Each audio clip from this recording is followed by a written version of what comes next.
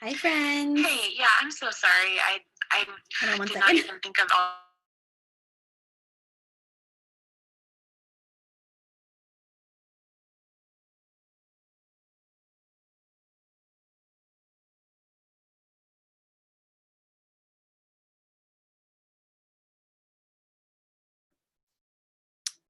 Hi, ladies. Welcome, welcome. Hello, everybody. Thank you, Taylor. You're welcome. Get your help today. Mhm. Awesome. I'm just going to give everybody a moment to get on and get settled. Hey, Elizabeth. Hey, Annie. Great to see you. Lauren's here. Hey, Caitlin. Jacqueline. Hey, Sarita. Hey, Bex. Ronnie's on. So fun. Good to see you, Ashley and Angela and Mackenzie. Awesome. Yeah, so if this is your first time, please let us know in the chat if you have a question or would like to be coached. Taylor is moderating for us today, and she's going to help us keep track of the order in which you guys asked. So it's first come, first served, and we'll do as many as we can.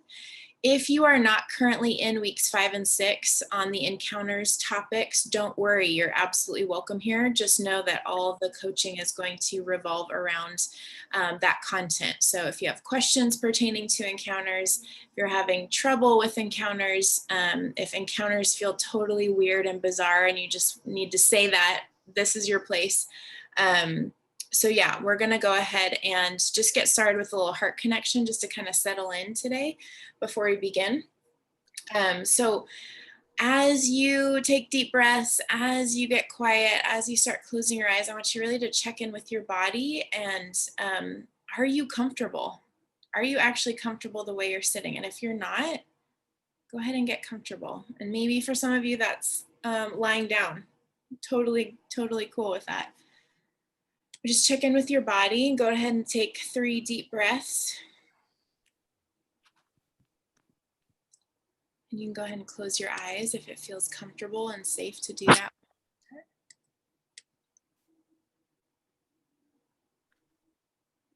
Awesome. And I just want to talk to your heart directly for a moment. And I want to thank you for coming today. Thanks for being interested. Thanks for being intrigued. Thanks for making time for yourself. Such a gift to be here with your heart today.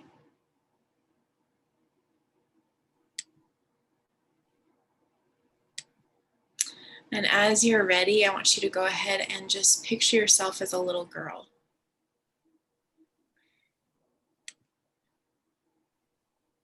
For some of you, you might see yourself as a little girl right away. For others of you, you might want to recall an old photograph of yourself. Both ways are awesome. Just go ahead and picture her. And just take note of about how old she is in how you're seeing her.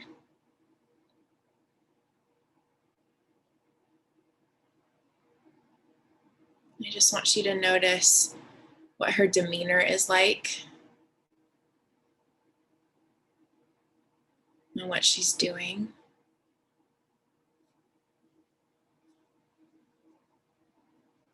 And I want you to see yourself stepping into that scene. So your grown-up self is stepping into that scene with your child self.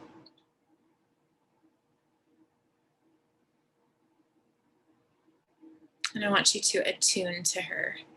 What is she thinking? What is she feeling? And just let whatever comes up, come up.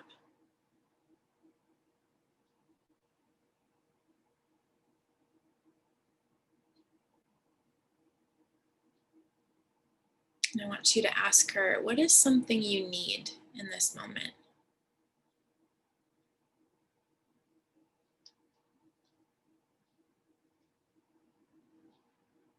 You might hear words, you might get an impression, you might see something.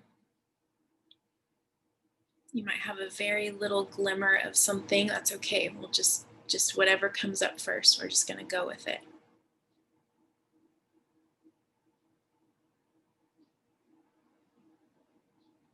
And whatever your little girl asked for, I want you to go ahead and give that to her. So Maybe she asked for connection. How do you want to give her connection? Maybe she asked for comfort. How would you like to give that to her? Maybe she wants to play. What does that look like between the two of you?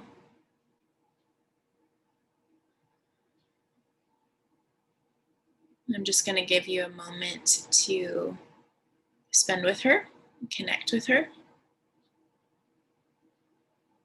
Just let your heart absorb that. So I'm going to be quiet for a moment, okay?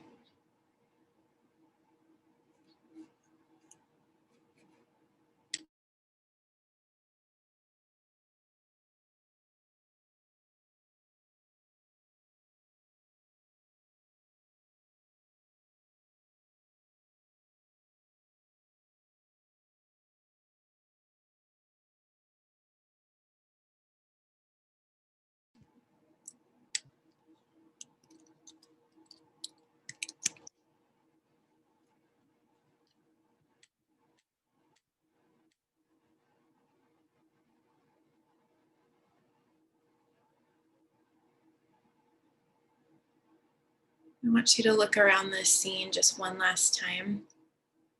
Take note of where you are with your little girl, what she asked for, what she's needing, how you want to give that to her.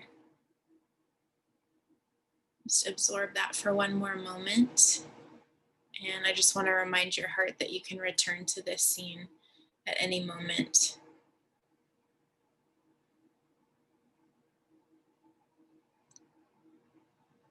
And when you're ready, I want you to go ahead and take a deep breath, take your time with it.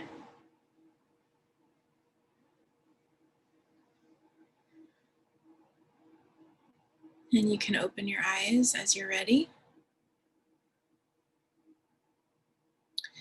And if you want to share in the chat how that was for you and what came up for you, we would love to hear. Also, if you don't want to share, that's completely okay and fine. Katie, you said my little girl wants answers. Not sure what that means or how to give it to her. Yeah, that's so fair. I would be so interested to see if you go back into that later on and continue to ask her what she's needing and what type of answers.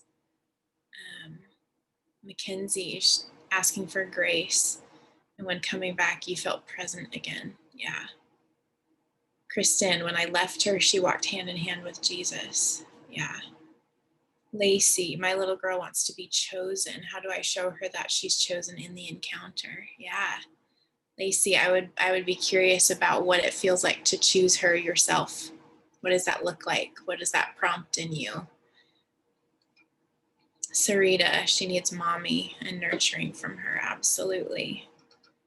Yes. Annie, my little girl was busy making a gingerbread house. When I came into the kitchen, she got mad at me and told me to go away.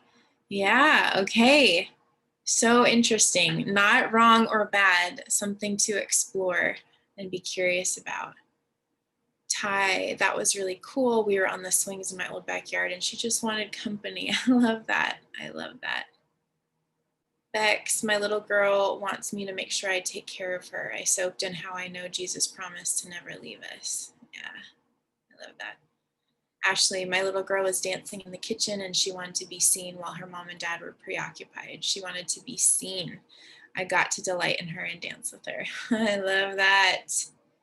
So good. Thanks for sharing these, you guys. Angela, my little girl wants to be noticed and to have attention. We played in a meadow, climbed trees, cloud watched, picked flowers, played tag, tickled and laughed. So good. Ashley, she wanted to be let out. She was on the playground and confident in her Mary Jane shoes. So good. So good.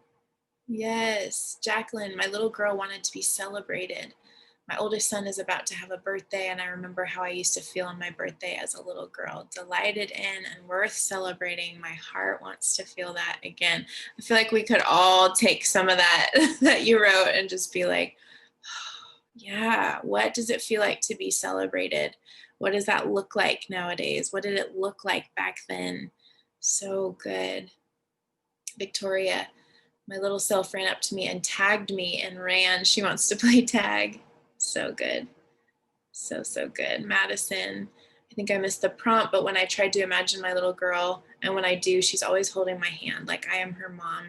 She's always looking up to me for affirmation, like wonder in her eyes. She is so adorable. How have I hated this little girl my whole life?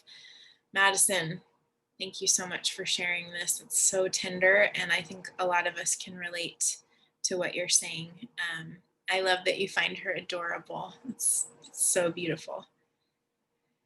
Yeah, I'm just going to read these next two, and then we'll start moving on to the coaching. Caitlin, you said she needs to express how upset she is because she's not okay and she wants problems addressed. Yeah, absolutely. So she's standing up for herself. So that's wonderful. I would dive into that a bit more. That's worthy of some attention there, it looks like. Lauren, she was holding Jesus's hand, looking at the ocean at sunrise. I held her other hand and she just wanted me to be with her. Yeah, I love that. So good. Thanks so much for sharing, you guys. This is, when we start these calls, typically we practice with a little bit of visualization. Because the encounter content in the course can be kind of funky. It can be like, what? You want me to do what? And so I like to do it in these small little pockets so that we're just reteaching our heart, like, hey, it's okay to engage our imagination here. So we like to do it low stakes and just have it be a practice. So I think sometimes in the course, when we're already experiencing a deep moment of pain, and then we try to apply this new tool of encounters, it can feel really high stakes because the pain is so great. So I really like to encourage us all, myself included, to practice connecting with your heart and your imagination in small moments where it's just free flowing and it can just be more about play. So that in those moments of pain, when you want to encounter love in a wound, that it feels there's a little bit more ease to it. So that's why we begin with those. But I would love to dive into the list of people who wants to be coached. I believe it's Angela first. Is that right? Okay, so we're going to start with Angela. Like I said, Taylor's keeping track today of you guys who want to be. I love that Taylor's here. Of those of you who want to be coached, so just keep letting us know if things come up. And Angela, it's great to be with you. Hi, what's on your heart? So I had an encounter last week with my 4-year-old little girl, and it was really impacting. And I got from it that, like, I don't know, I just feel like I really want to, like, share things. Like, it's really important for me to share things with people. And I get nervous about sharing because of whether they'll, like, just like their reaction to it. And if they'll understand it, and feeling like if they have a bad reaction, they didn't understand it right. And so I was trying to share the experience with my husband, and he kind of got, like, upset in the middle of me sharing over, because part of the encounter was I was on a stage performing, and I think it's Jenny had invited a film crew to film me. And I felt completely safe in the encounter, but my husband all of a sudden didn't like this idea of, like, an imaginary film crew filming a little girl. And I think he got triggered from his own stuff. And then I got super triggered because I felt like he wasn't listening. He wasn't understanding. I feel like I'm explaining this wrong. Like, you shouldn't be having this reaction to something that's, like, so deep in my heart that I'm trying to share with you. And one of the things that I do with my husband when I feel triggered is I feel really unsafe, and I will, like, threaten to call the cops as, like, a way to protect myself and to get out of the situation, which puts him in a really uncomfortable position because he's feeling like he's being like kicked out of his home where he lives. And I have like kicked him out before, and he just doesn't have anywhere to go. And I don't want to like do that again to him, because I feel really bad about doing it and pushing him away like that. But in the moment, I'm like so triggered, and I'm like, you know, get away from me, don't touch me. Yeah. Yeah. Thanks for bringing this. Yeah. So if I'm hearing you right, just let me know. If not, you have had multiple experiences with your husband where all of a sudden you don't feel safe. Sometimes that's resulted in you calling the cops. It's been a long time since I actually called the cops, but I still threaten it. Okay. So in like this, I'll go get my phone and I will threaten. I don't even feel like I really intend to do it, but it's just a way to get him away from me because I'm feeling unsafe in his presence. And in this more recent example where you were sharing the encounter and he got triggered, did you say I'm going to call the cops in that conversation, or you just felt that same? Yeah, I did. You did say, okay, cool. Not immediately, but it did go to that point, and to where he left the house because I was threatening to call the cops. Okay. Yeah. Does it feel safe for you to explore this in an encounter? And by this, I mean where this came from. Yeah, because I don't know why I reacted that way, and why I keep doing it, even though I don't want to. Yeah, totally. There's something tender there. What I'm gonna do is just bring my curiosity to this. I don't have an agenda in my head right now of where we need to end up today. Can you join me in that? Do you feel like we can just be curious together? Yeah. Okay. And if anything triggers you inside of the encounter, you have the reins the whole time, so you can tap out at any moment. Does that sound okay? Okay. Sounds good. So when you're ready, you can go ahead and close your eyes. And if it's helpful for you, you can go ahead and put your hand on your heart.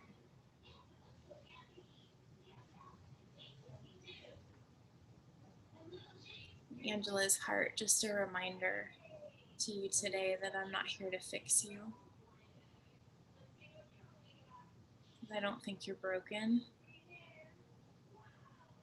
And you're not a problem. And I honor what you've brought to the table today. And I think it's amazing that you're asking for help. And I'm really proud of you.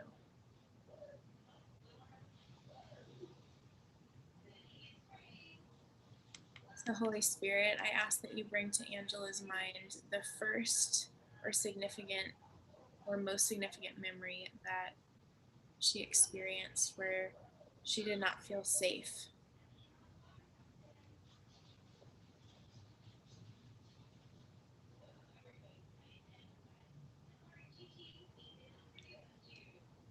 Okay, the first thing that came to mind was I think I'm like 3 or 4, and I'm at our house where I slept on the couch in the living room because I didn't have a bedroom, and I was like wetting my pants at night a lot, so I was like peeing on the couch, really. And all I really know of this moment is that I have this memory of being alone and in the dark and waking up and had wet my pants, and I didn't want to go tell my parents, so I took care of it myself. And I would like flip the couch cushion over, and I would go to the stairs, and there would be like laundry folded there, and I would change my underwear and then go back to sleep.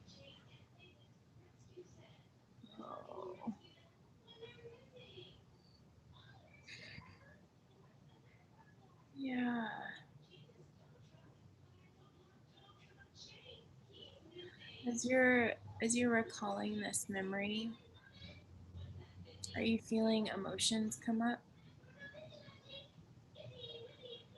Just like sad and scared. Yeah. Yeah. Makes sense. I used to have nightmares a lot in this house Mm-hmm. of like someone, in my dream it was like this biker guy would like kidnap me. Mm-hmm. Mm-hmm. Yeah.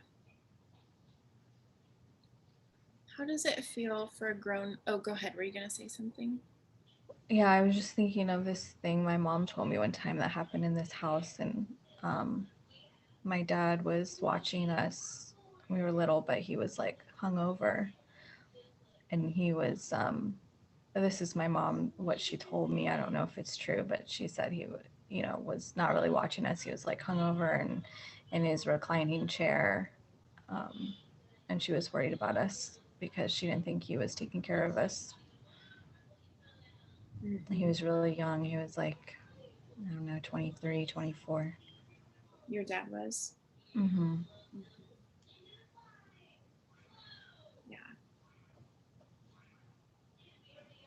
Yeah. Does it feel safe to go back to that scene of when you had wet on the couch and you were cleaning it up yourself? Does that Mm-hmm. feel okay to see that again? Yeah. I have so much compassion for this little girl who's trying to do it by herself and feels ashamed and like she can't ask for help. So I'm wondering if there is somebody that you trust, somebody you know has your back, that you would like to invite into this scene and help you as a little girl. That could be grown up you, be Jesus, could be mom, could be a mentor you've had. Is there anybody? The first person I thought of was my best friend Chalice. Yeah. I want you to see Chalice as a grown up. And she's just going to softly knock on the door. And you get to open the door or not.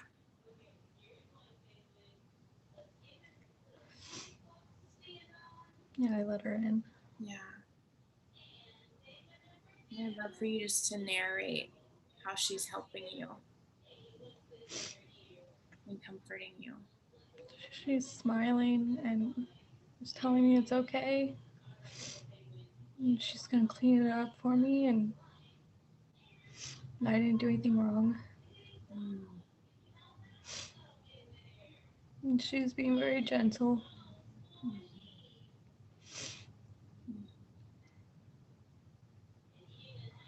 She's like kind of doing it with me, like letting me help her.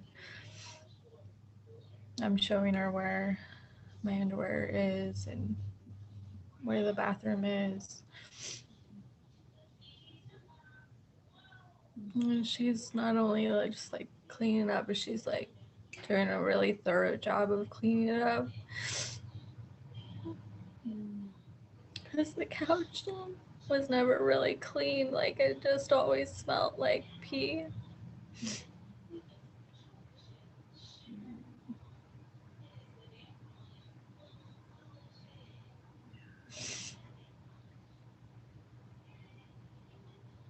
And now she's taking me into a bedroom with a bed in it instead of the couch. Yeah. And she's tucking me in. And she's reading me a story and singing a song to me. Yeah.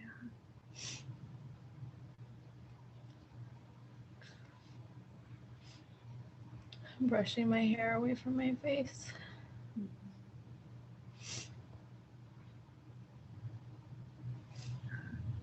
and telling me she loves me.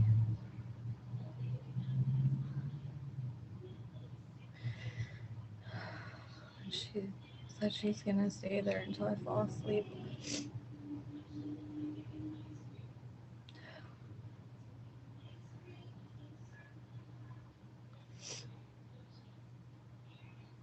Is there anything that you'd like to personally speak over little Angela?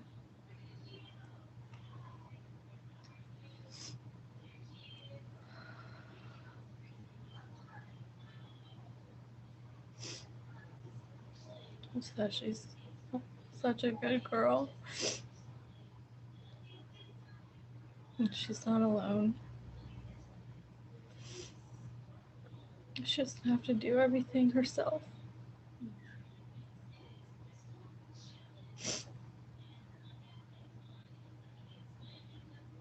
I want you to keep your eyes closed and just take a moment checking in with your physical body. And just notice how you feel.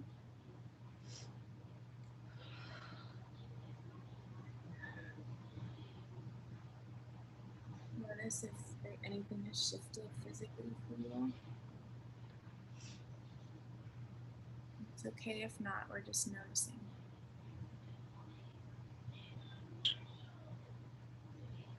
I feel a little more calm and safe. Mm-hmm. Not scared anymore.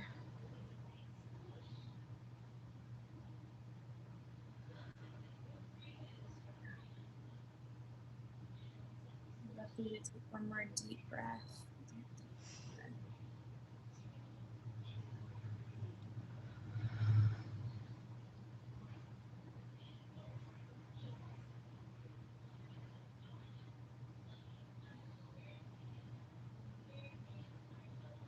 When you're ready, you can go ahead and open your eyes.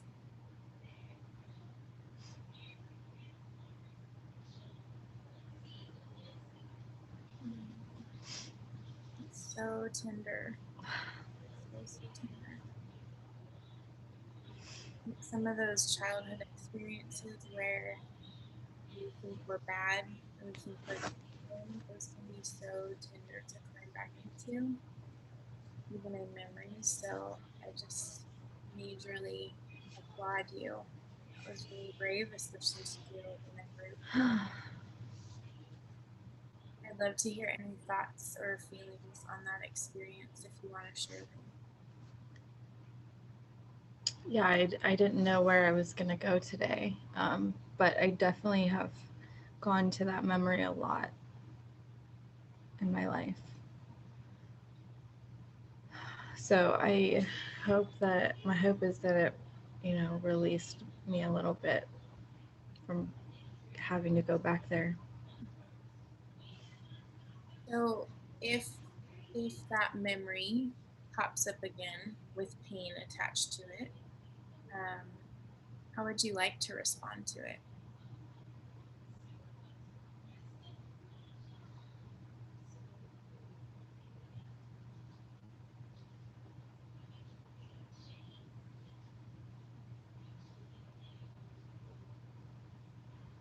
Just be able to let it go for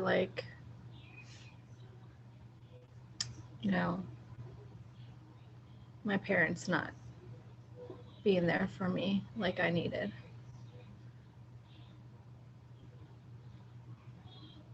Because I don't know, I just can't change the past.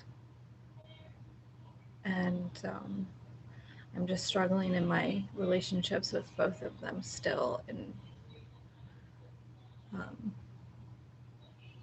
I just want to move forward somehow, some way. I don't know how.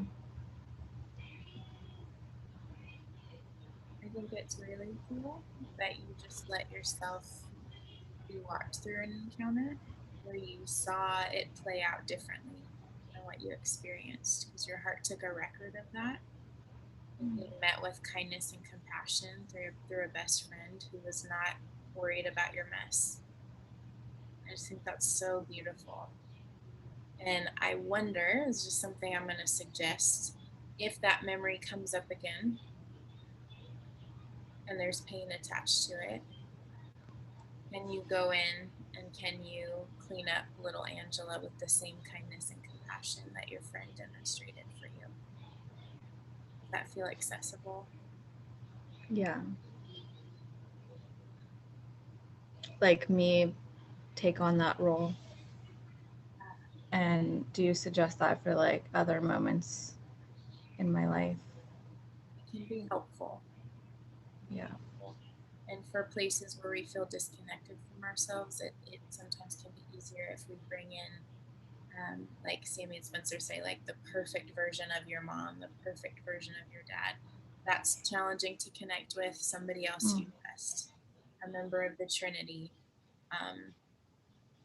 or your grown-up self, who's in this with your kid self and is not going to Yeah. leave anymore, you know. So, Yeah.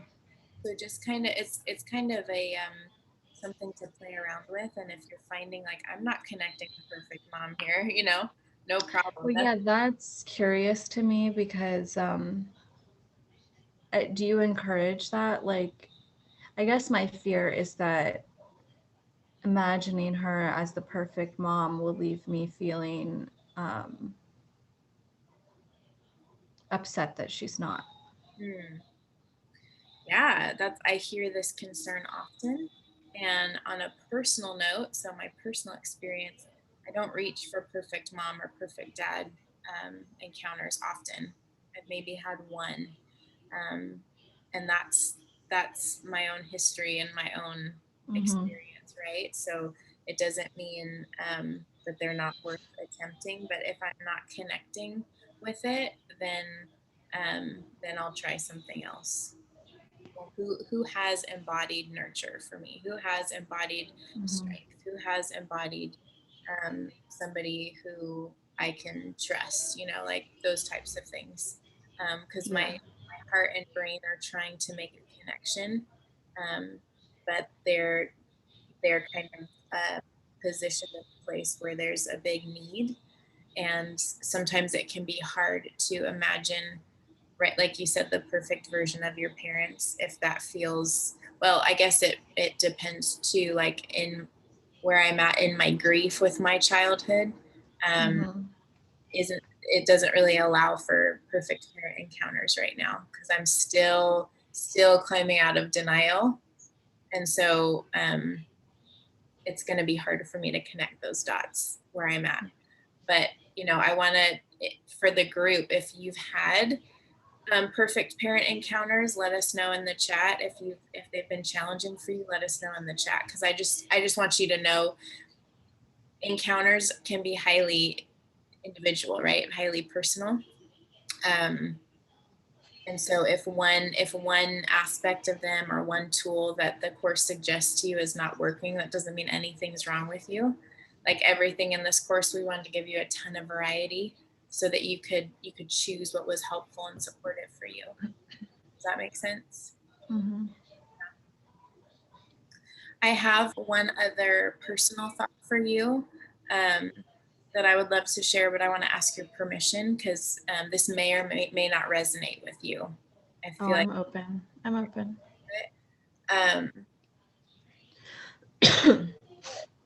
When you were explaining your current situation with your husband, or your recent situation, and then the memories that were coming up, you mentioned that mom had said something about she was concerned that dad wasn't able to take care of you. And it sounds like maybe that planted a fear in you, like dad's not able to take care of me. So in my mind, I find it really, really fascinating, the connection with calling the cops and having that be kind of a go-to response that you have. And I know you're like, I don't know why I do this. I don't want to do it. But as you've shared with me, I'm like, this makes total sense, that in a moment of insecurity, you would turn to somebody bigger than you. And maybe the cops feel bigger than you, right? And bigger than the situation, and they can come in. So that's something for you to chew on and see if it resonates or not. I offer that all with the intention of, man, there's a lot of compassion that this little girl in you is asking for. Like, Mhm. if a little girl has been positioned to not be taken care of and yet have to have somebody bigger than her take care of her, she's in, that's a conflict, right? She's Mhm. needing something that she's not going to get, and that um can feel really scary for a grown up, really scary for a kid. So just some of my own personal thoughts to kind of play around with. If they don't stick, no problem. But No, that makes a lot of sense. okay. I was wondering why I thought of that memory Yeah. and what it had to do with the situation with my husband. Yeah. So yeah, I will chew on that.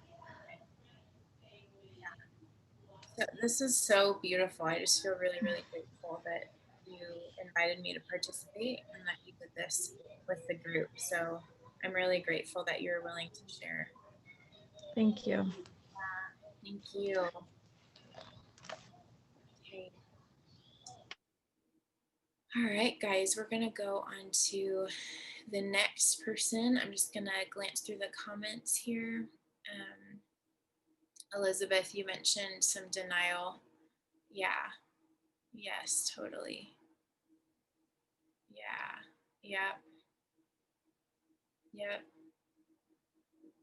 Emily, I was able to have an encounter with perfect dad. I wasn't able to bring in a perfect mom in an encounter earlier this week, so I definitely can relate to needing to hear my heart and give her what feels safe in the moment. Yeah. Yeah, Caitlin, the perfect brother I never had. Yeah, so good. Katie's had a perfect encounter with your mom. It was a little healing, kind of weird, but I took it for what it was. Thanks for being honest. I love that. You guys, this, remember, with encounters, with nearly everything in this course, we're talking about invisible things, okay? We're trying to bring language to something that is odd. So I really appreciate when you guys are like, this is weird, or this was bizarre, or whatever. That, I think that's part of, like, we're all learning how to engage this invisible aspect of emotional healing, right? So thanks for keeping it real. Annie, not interested in perfect parent encounters. If I understand that correctly, I don't want to change how my parents are in my mind from the way they are. That doesn't make sense to me. Yeah, totally hear ya. It might be something that opens up later on for you. It might not, no problem. Awesome. Okay. Okay, so Kristen, you are next. Yep. Hi, Bree. How are you? Good. It's great to see you. Likewise. Good to see you. What's up? I was wondering if I could ask a question just about week 5 and 6. Okay. And a little bit about my own abandonment issues and some triggers that I got from that material. I thought the material was really good. I got a lot from it, and I was super excited about it because I needed some just clarification of what it actually meant. So I'm really grateful for that, and it was good to be triggered because then I can see what's maybe a little bit of a root thing, because I posted a video on the group, and I'm sure you saw it. Well, I saw that you liked some of it. Yes. And I just wanted to bring it up again, just to clarify, because for me, what triggered me a lot was the comparison of how people experience encounters or how people experience God. So I haven't really had like a very powerful encounter or something that's physical. And I got really triggered when Sam, and this is amazing, I'm so happy that this happened, when she said, God is just wanting to connect with you. He loves you so much. He's patient. There's no shame. And this week I was taking my time just to sit with him, and I was intentional. And I was seeking him to the point where I thought there must be something wrong with me because it isn't happening. And when that happens, which is in my head probably, I get that abandonment trigger. And I just want to read something Allison said, because she said that this is what she was saying. Like, I've experienced pain from feeling abandoned through my experiences with my dad. So when I think of dad, I feel pain of abandonment. And she said, I have to show my heart that other experiences father's love. And I don't want to go into encounters expecting being abandoned or rejected, because it takes me maybe 5 minutes and I'm like, yeah, he's not here, so I might as well do something else. And I don't want that. I want to connect. So last coaching 2 weeks ago, or last week, I think it was you and I, and you shared a link with the video, which I'm so grateful that you did, because I needed some spiritual guidance. And I've been watching, I think, like maybe 6 hours a day since that time of content, because I need to learn. And I'm happy that I did, because I've gotten so many revelations this week, and I'm just so grateful to God of what he's given me. So I know that he's working, and I know that he's here, but I guess I would love to work on feeling abandoned and how to show up for my heart when I feel these things. Because when I am in the abandonment and I get triggered of like, God is waiting for you, he's here, and Holy Spirit is just with you all the time, and Jesus is, and I'm sitting there feeling so abandoned, and I wonder, and then obviously I get triggered seeing other people in the Facebook group having encounters, which I don't want to be that. Like, I want to encourage, and I want people to experience encounters. I don't want to be that person who's like jealous of someone else's relationship with God. I want to be secure in it. And I feel like I'm really hungry for truth and for him. So it just feels, I don't want it to feel like I'm striving or that it comes to performance. Yeah, I know it's a lot and it's messy, but No. I want to reflect back to you that your vulnerability is really inviting. It really is. Like, I love how you carry yourself in these group calls, and I love how you invite people into your process. It's really beautiful. And you do have this like gentle tenacity of like, I want God. I want to experience God. And I think that's so cool. Also, at the beginning, I wrote this down because it was poignant to me. You said, it was so good to be triggered because, and then you went on, that's a big deal. That's a big statement that, like, most of us are not raised with that understanding, right? Oh, it's so good to be triggered. This is something new we're all learning probably in this program. So I just want to applaud you for that even your demeanor towards yourself and your triggers has shifted probably massively, probably more than I even know. And I just want to call that out because I think it's really cool. Thank you, Bree, because one of, like you said, for me, getting that trigger actually meant that there's not something wrong with me, that God is not showing up, or it feels like he's not showing up. And that's why I was happy I got triggered, because I thought, there's a root here. There's something else. Yeah. So I'm not like super happy in relationships or things like that I get triggered. But in that one, I was like, that feels good. Totally. Which to me, that expresses that your heart is connected to hope and your heart is connected to God, because you had that pause moment of hang on, something's off here. And this is not about the problem being with God, and this is not about the problem being with me. There's something my heart's not believing. And you know what? I'm learning how to assist my heart right now. I'm learning how to support my heart and stay with myself. So yeah, that's really, really cool. Yeah,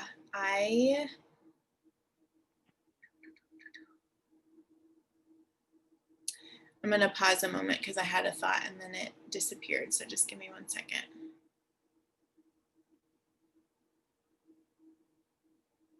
So am I hearing you correctly in that you are feeling more connected to yourself, you're learning more about God, and you're watching comparison pop up for you in how other people experience God? Is that accurate? Yeah, and then I'm also learning more about the character of God, but I'm not. I don't want to say I'm not experiencing it because I don't want to put that out there. But what it feels like, it's like, this is me being totally honest, and I don't want to say it, but it's like, hey God, I'm putting out this much effort to get to know you, and I feel like you're not even coming to the door, and that sucks. So it makes sense for that abandonment trigger. So I want to hear from you and be as specific and as honest as you can handle, okay? Because there's no right or wrong answer here. So we're trying to get to the meat of what you're expressing. What, in your mind, what would it physically and emotionally feel like to have a successful encounter with God?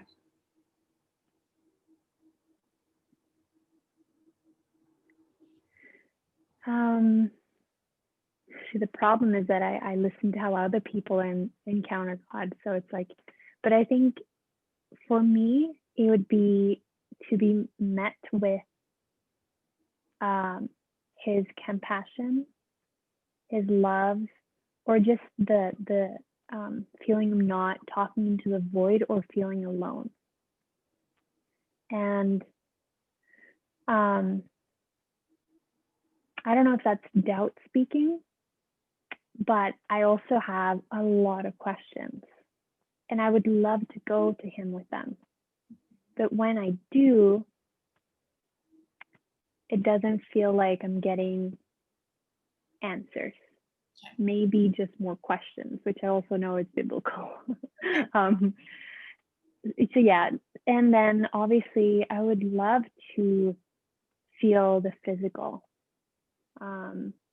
Like sometimes in prayers, obviously I felt some things, but not in relationship with him. And I would love to, like Encounter, set up a space where I feel like would be safe, because I can tell my heart is like, oh, he's going to abandon me, so I'm not going to show up totally, which I don't know if that's causing it. Totally hear you on that. You want to feel the love, the compassion, like you're not alone, like there's actually presence there with you. And you want to be able to dialogue about your questions. So I want to go one layer deeper.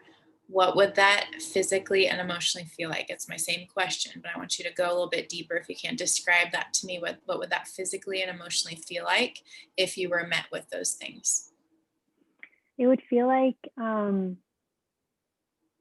being seen, and someone, like, not coming out of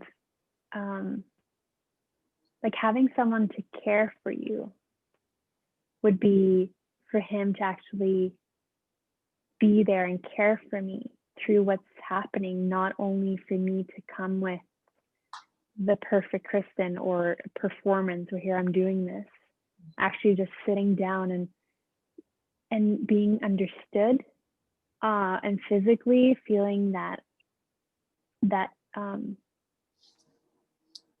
my heart feels safe, and that I feel that he's there.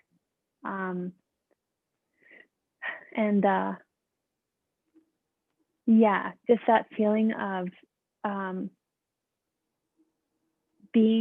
talking with someone, because I have all this curiosity, and it must be from him, and I'm wondering if he could meet me there. Yeah, so I don't know if that answers it, but being seen and being emotionally heard, and not feeling like you're a crazy person because you have all these feelings. And yeah, just being in the presence, because I need it a lot. I hadn't really had that. Just an embrace, like I don't even, it's more Jesus for me. It's never been, I think Holy Spirit is in the box, like Samuel was saying in the things. He's like, I put Jesus in this box, and I think I've done the same. And then God to me is, I couldn't crawl into his lap or anything. So it's always Jesus. So I'd like to work at that too, you know, so I can come to him boldly and confidently in love. Yeah. I don't know if that answers it. It does. I think it's really good. It's really good to hear out loud what you would like to experience.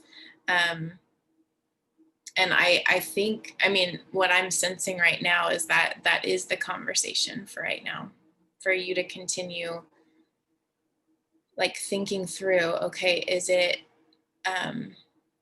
do I want to feel warmth when I feel an embrace, when I talk about this embrace that I want in this presence, what is that I'm thinking it's like? Is it warmth? Is it a tingling sensation? What is it? I mean, we've all had experiences where we're watching other people experience God.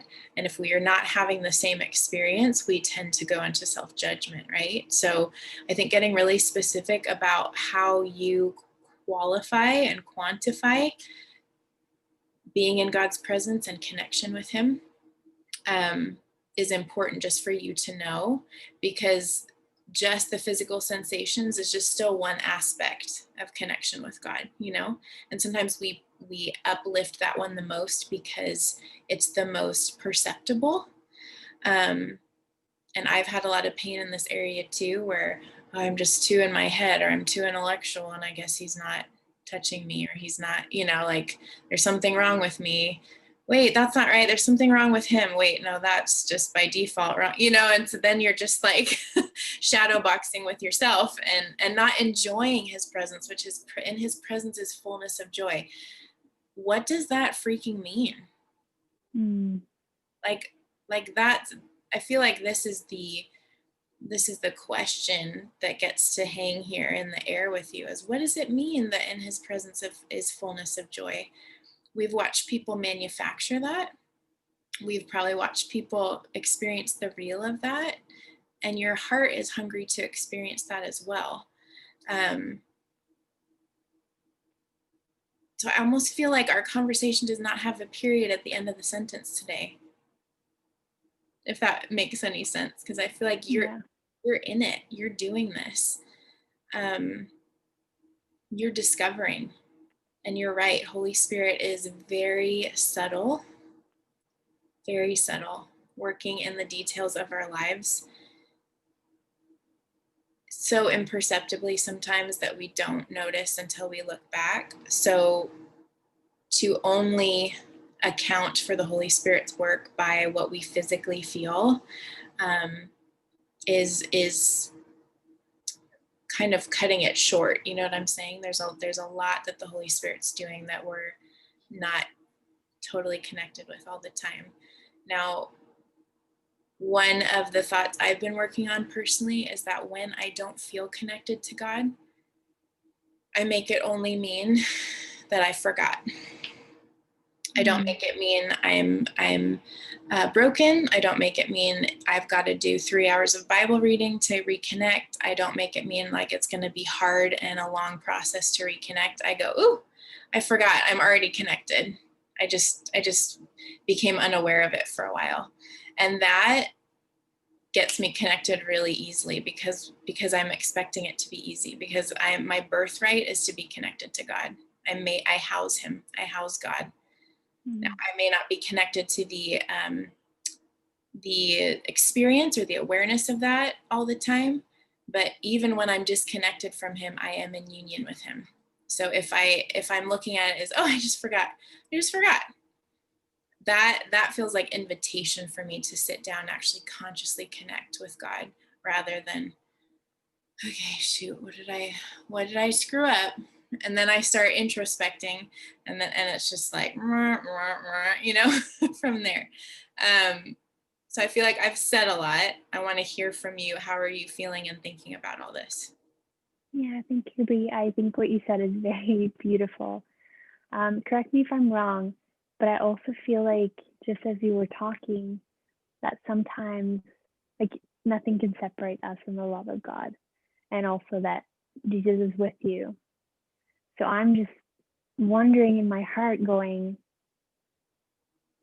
is he it's so subtle that I almost believe it's me. So sometimes I can sit with myself and I can get this lightning thought, or I can get just an impression, but I kind of sometimes brush it off because I think, no, it should look this way, or it should be like this. So I think what you said with comparison, maybe put that aside, but do you think it will be good for me to come with these expectations and ask God, like, hey, this is what I want this to look like, but be open to that not being like that and just continue to encounter? Or should I just, because he knows already, he knows these things already, and I want to come to him expectant, but I'm sure he also wants to hear, but that's my abandonment speaking. Like, I want it in a certain way because my thing isn't fulfilled, right? But maybe you can give me some homework on just what that encounter would look like. Not long, but maybe like some sentences that would help. Well, what you described is at the beginning of what you just said there sounds like relationship to me. Hey, this is what is in my head. This is what is in my desires. I want to share it with you. Is this what you want? What do we want? What are we talking about? Here's me. And when you open your heart to another person, it's a beautiful experience when they open theirs back to you and you receive each other. So if God is love, he's the ultimate expert on love, his heart is already open to you. So I would be really interested to see what happens when you say, hey, God, I really want to experience you in these ways. I'm also totally open to it looking differently right now. And listening, not just in that moment, but listening constantly, right? Being in constant expectation of, man, he's going to speak to me about this. He's going to speak through a friend, going to speak to me through something I read. He's going to speak to me,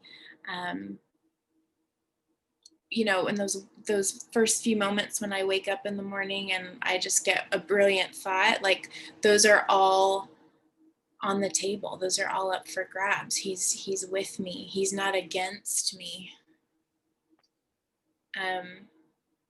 So I want to flip your question back on you. What do you think would be some good homework for this?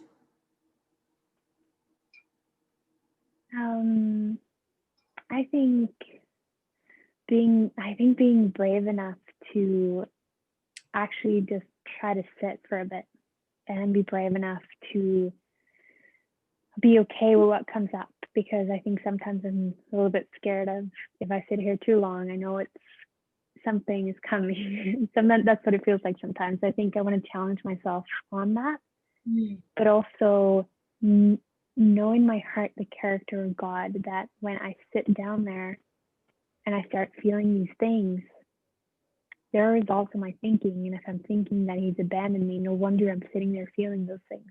Mm-hmm. So I think shifting my thoughts and being brave enough to sit there. I love that. And are you willing to feel the abandonment feelings all the way through so that love can be extended to them? Mm-hmm. Yeah. Does it make sense? I don't know what that looks like. Yeah. You don't know what it looks like to sit through the abandonment feelings? What if it was staying 1 minute longer in those feelings than you have previously? Yeah. That's all it meant. And then the next time, I really want to get up. I really want to distract. I really want to do something else. I really want to just conclude this didn't work. I'm just going to sit 2 minutes longer in this. But do I ask my heart or reassure my heart, or do I just sit there quietly? I would give yourself some time to observe. Yeah. What thoughts are coming up? What feelings are coming up? What do I want to do right now? Do I want to, just bolt out the door? Do I want to eat my face off? Do I want to like turn on a movie? You know, like all those things, no problem with them. No, and totally fine if you do them. But like, what is my knee-jerk reaction when I feel cornered like this? What is my knee-jerk reaction? And so then you staying with yourself in that process, staying with yourself. Even like sometimes I will say over myself, like if I'm kind of in observer mode, but I'm feeling some really strong things, I will just whisper over myself, I'm willing to feel this. I'm willing to feel this. Here it is. Here we are. I'm willing to feel this. And that just kind of, that gives me permission to be really soft and young inside, and to know that I'm still a grown up, and I've got my back, and here we are, and this really hurts, and we can do it. Does that make sense? Yeah, that's beautiful. Yeah, thank you, Bree. I also just wanted to give an encouragement to all the ladies, because one of the things that really helped me just to set my, I don't know, my heart open for God is just saying good morning, Jesus, in the morning out loud. And it sounds probably a little bit like weird at first, but it just puts me in this like really hyper awareness to him. So I just wanted to share that because it's really been powerful for me. So fun. I love it. I love it. Thank you, Bree. Thank you, Kristen. I love what you bring. I really appreciate it. So great. Awesome. So tender, you guys.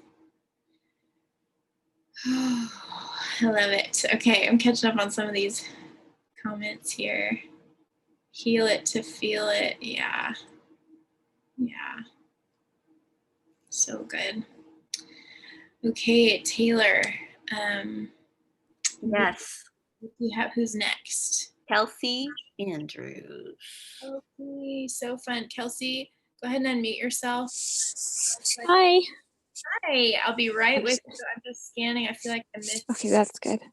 somebody here. Okay, I guess not. I'm just sorry. I'm going to take out my headphones, see if I can hear you. Okay. Yeah, I can. Okay. I'm so glad. Kristen, is it Kristen or Christine? Kristen.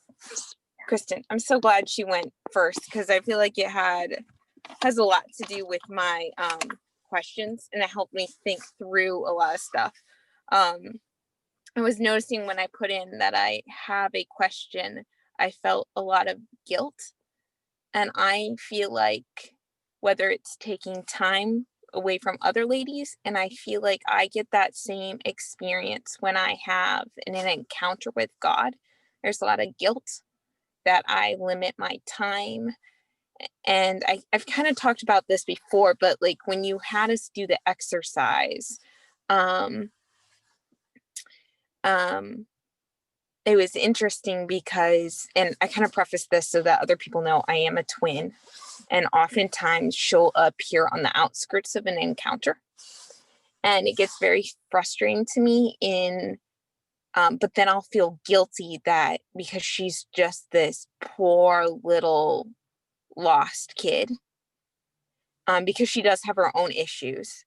And so in the encounter that I had, I'm this kid kind of digging this, like in the backyard, just digging in the sand.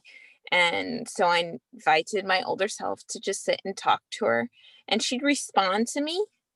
But it was almost like talking to an autistic kid. I have an autistic cousin, and they'll engage you, but they're not there.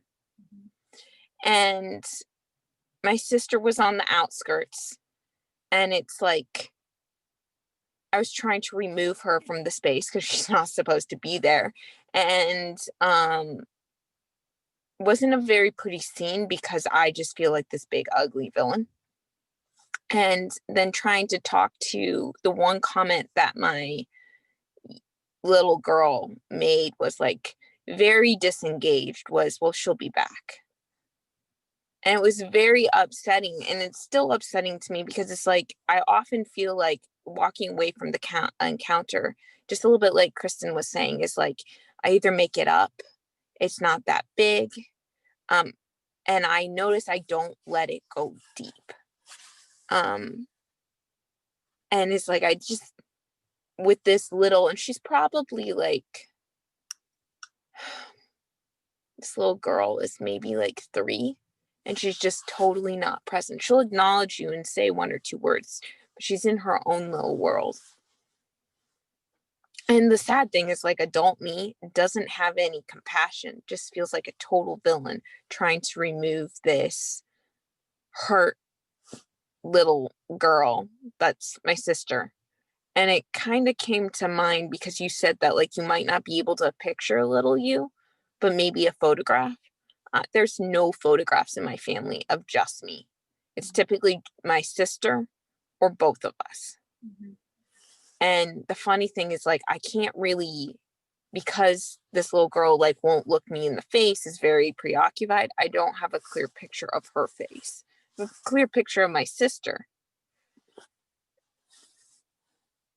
And it's like, it gets rather exhausting. And then I notice, like, just like me trying to, just like what you're talking with Kristen, me trying to stay in those moments, I have defaults where I start doing what that little girl does. I disassociate, I disconnect, I sidetrack myself, I move on, deal with it later. I have huge procrastination tendencies. It's like, I'm not sure what to do in these moments because it does feel pretty violating. And yet the hope I have for my sister is kind of the despair I have for myself. Tell me more about that. What do you mean by that? So, like, it's really hard when, like, people share encounters, and I'm not saying that I don't have any, but like when people share things, like, the only person that I can picture with such beauty that it works for is her and not me. I know I have a lot of self-hatred. I don't know if it's because of maybe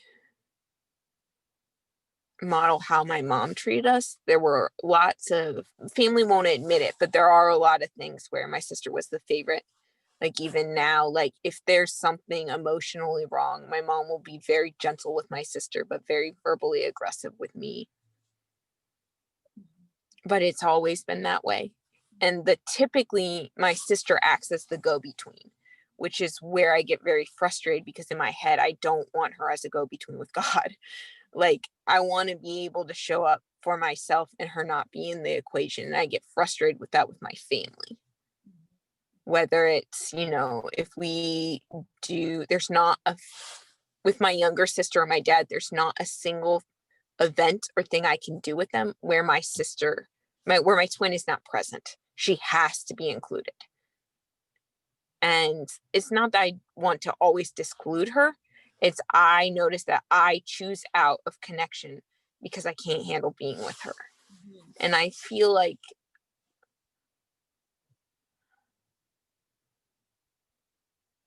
I don't know, it's just a pattern. And I don't know how to, and I probably choose connection out of connection with God now that I say that, because I can't. I don't know what to do with this little poor girl that, the only person that I feel like would be worth condemning typically in my head, any age, is me. So if I'm hearing you right, in this encounter that you described with the little girl will engage you but is kind of disconnected, that's you? Mm-hmm. In the scene? Yes. And your sister is she's on the side of the scene, and grown-up you takes her out and then feels like a villain? Yes. Okay. And like the picture of, so like the picture of me is like, and I don't know how to explain it except like a kid that's over focus, will answer like one or two questions, is totally disassociated to the point where it's like there's a mental issue going on. Like, and then my sister is just this poor crying little girl who wants access and wants attention. And it's like this. And so like, even when I remove her out to try to give what my little girl wants, the comment is she'll be back. Like, I can't connect. And it's like, in the older me who is like, is not too nice. It's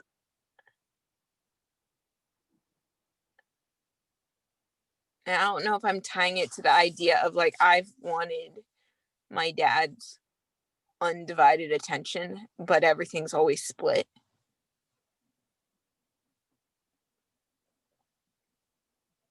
And I never feel like I can ask for any exclusivity. I mean, from a parent, that's hard anyway. You know what I'm saying? Like, Do you feel powerless next to your twin sister? yes. Okay. I would like to ask you a very direct question. But it's very direct. Yeah. I care for you at the same time. So Yeah.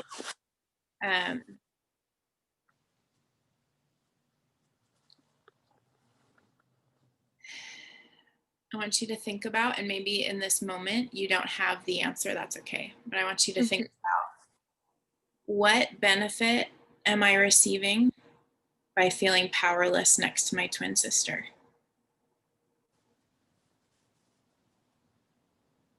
I feel like this is a very knee-jerk reaction. There's probably more. But the first thing I thought of was access. You get access to what by being powerless? I mean, what I've used it as like powerless to my sister is that my parents typically wouldn't give me the time of day in certain things. And the picture I get is whether it's a validation of affirmation of a lot of things, that I'd get it through my sister. So even now, if I start trying to do something and decide I'm not going to ask and then get frustrated, instead of letting my twin will often intervene. She's very much the voice of compassion in my family. And there's kind of a blindness. It's very odd with my parents that they won't notice until she said something. It doesn't matter if I say it 100 times. And I've been trying to work on, no, that's my job to say. But I feel like growing up as a kid, I kind of felt powerless in general. And I kind of gave that authority to her, because then at least I had some way of being heard. So you get access to mom and dad by letting twin sister speak for you? Yes. Okay. Well done. That's a lot of self-awareness to see, because we don't pick up these. We don't ever pick up a coping mechanism or a quirk or anything without like a really helpful byproduct, a helpful reason, even if we don't understand it, there's reasons behind it. So if you're like, well, I either get zero access to mom and dad or I get some access, it makes sense that you would choose that. So are you in a place where it's okay to close your eyes? Are you like yes. in a parking lot, or okay? Yes, I'm in the parking lot, so I'm good. Okay. So go ahead and close your eyes. And does it feel safe to reimagine the scene that you described to me at the beginning? It seems safe, but I'm like I think my heart is super doubtful that anything will change. Okay. That's okay. So I want you to see little you playing in the sand. Is that right? Mm-hmm. Sister's off to the side. Grown up you is coming in. Okay. Now, how would grown up you like to handle this situation in a grown up way? in a way where she gets to feel like an adult the entire time. It's funny because before you said that, the first thing, instead of me like coming, I felt like the first time I walked in and was trying to acknowledge this kid, I didn't know how to handle a kid. And so this time when I walked in, I stuck my feet in the sandbox just to give her attention and was like, can I play with you? And I sense that this may sound a little weird, but sometimes like when my sister, that it's not necessarily my sister, and that the younger me senses that.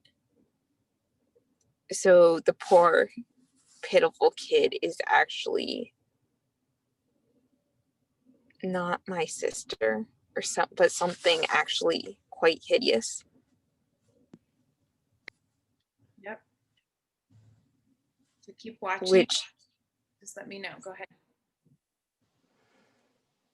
so when the first time, it's funny because it's almost like instead of reimagining, it's like I'm back. So like the first time when the little me said that, like, oh, she'll be back. And now I'm sitting there, I realized that this little kid was very perceptive and knew it wasn't my sister necessarily.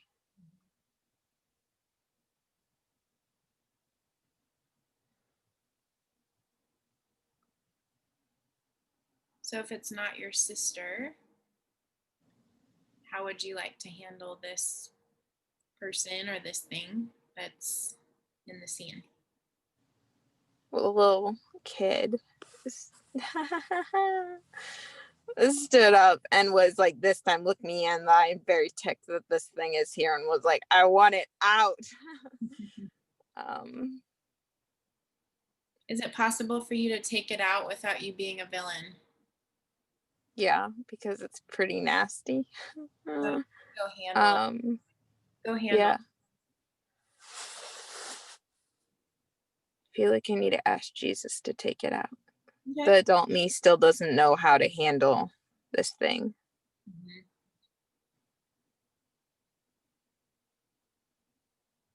Adult me whispers to the child me, can we ask Jesus to take it out? Like it's a secret, like it's a funny secret. And she thinks it's a good idea.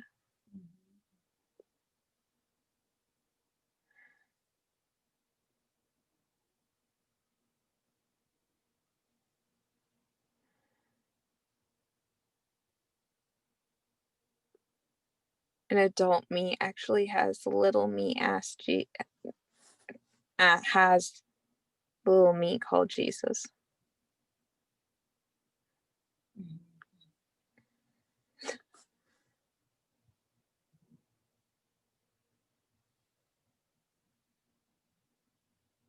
And it's interesting because just like I can't really see Jesus, but like he steps into the room, he takes up the entire space.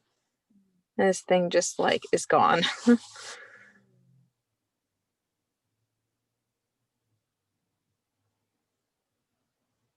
What's happening now? It's interesting because like Jesus is a very distant, bold figure. I mean, and I really, really want him in the sandbox with us.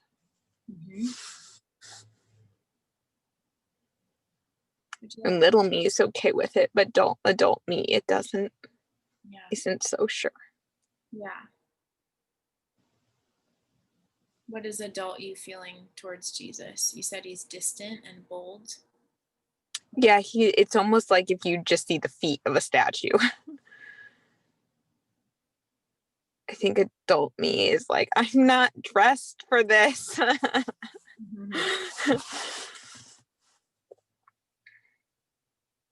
Meaning you're not I'm messy. I'm See?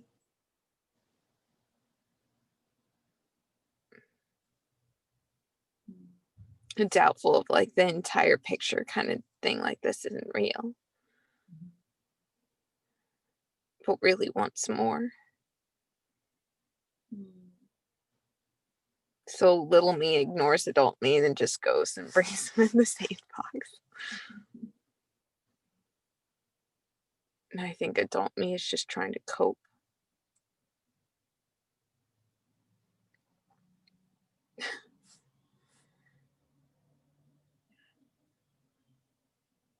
I just want you to take note of being in that sandbox as a grown-up with Jesus. Keep expanding on what you're feeling being near him.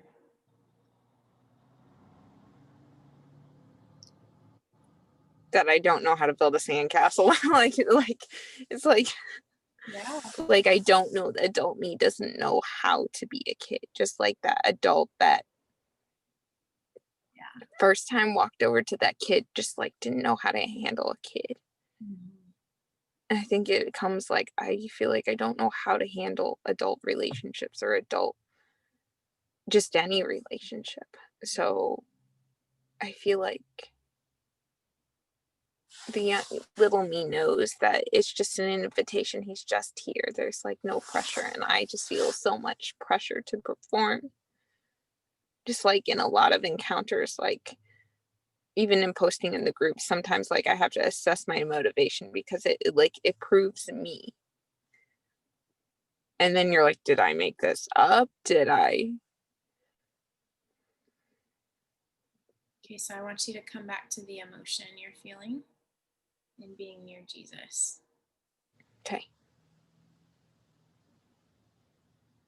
Sounds like maybe there's some uncertainty Yeah. that got the attention of the logical side of your brain. And that's where all Yeah. the what-if questions come from. Those questions with no answers, right? So we're Yeah. gonna get to the emotional side. I just want you to focus on emotions and even any physical sensations you're feeling by being near Jesus in a sandbox. Your little kid knows how to make a sandcastle and you feel like you don't. Yeah. It's in my head. I am very nervous, but like the thought that came to mind is just like that little girl was so disconnected in the beginning. I personally feel like that now. Like it's very much in my head.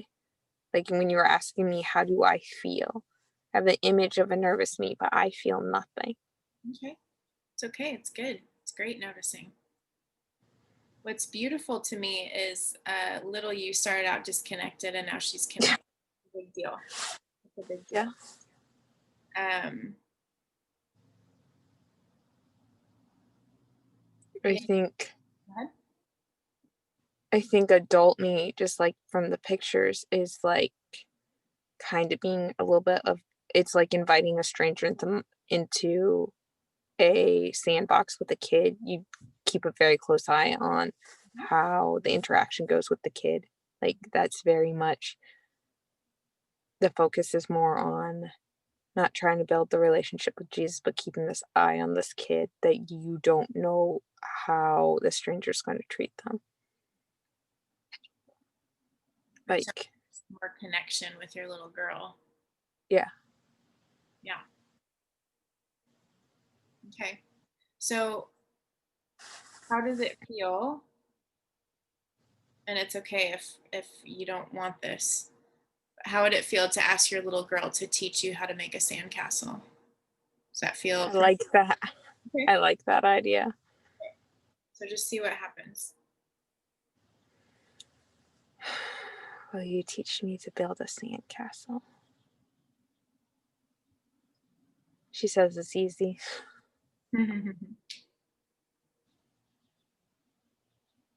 And Jesus asks if he can help. You okay with that? In my head I am, but my heart is very hesitant. Okay. Are you okay with feeling hesitant? Yeah.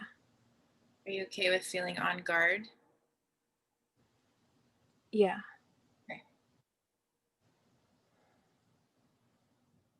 Is there any part of you that feels curious to see what Jesus would teach you about sandcastles? Oh, that's a good question. Yeah. Okay. It's funny because my knee-jerk reaction is like, and the building is for tomorrow, like to end the encounter, like my knee-jerk. Like if I was by myself, I'd cut it off. I I'm felt noticing. that too, and that's why we're continuing. Yeah. Keep those eyes closed. Yeah. Like episode 1, chapter 1, chapter 2 is tomorrow. Okay, so you're doing awesome. You're doing awesome. So you're sitting in the sandbox with your little girl. Little girl's going at it. She knows what to do because she's not worried about making a mistake. And frankly, if your little girl is teaching you how to make a sandcastle, that means you knew how to do this at one time. You're just remembering. So really, that's good. what's happening here. So,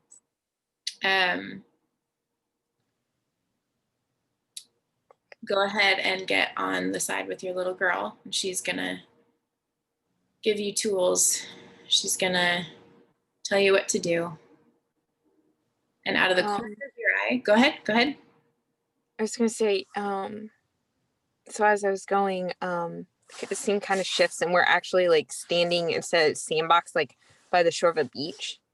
Good. And Jesus made the comment to like adult me that sandcastles are real. And it's like kind of this picture, like there was a lot of like in the picture, it was like lots of yellows and stuff because it's sandy. And like, but with the ocean, like everything kind of turned to these blue tones. And it's this idea, not even just sandcastles. It's like there really are such things as castles that I like to build with you. Mm-hmm. And I feel like instantly this adult me like understood what he was like. He wasn't just talking about something imaginary. It's that God really does build things, that this like even like imagination, it's not something made up, it's something real. And I feel like the adult me was like, oh, that's what you mean. Kind of like going from like a sandbox model to like an architect, like, yeah, this is a blueprint, which is super exciting. And what happens? And little me wants to go back play in the sandbox. Can you put the sandbox on the beach so she can have her space too? Yeah. Okay. She's taken care of. Yeah. So grown up you, what do you want to create on this beach?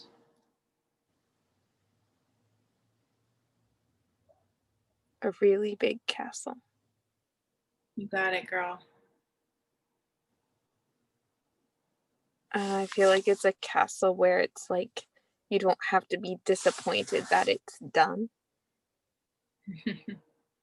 That it's kind of one of those things that's like you just get to keep building. Mm-hmm. Mm-hmm. And like the sense I get with is like, oh, let's dream about this, but like he's the architect, so I don't have to worry about all the stress of doing it. He's like, yeah, this is what I do. Which is just like, I get the fun part. Mm-hmm. which is really cool. So this encounter is going to be really important for you to climb back into and deepen. But for now, I'd love for you to share 3 elements of this sandcastle that you're building, 3 aspects of it that you see and that you want to describe, that you want to add to. Go ahead and describe 3 of those. There are lots of turrets and towers, and there's a lot of light. There's a lot of sky.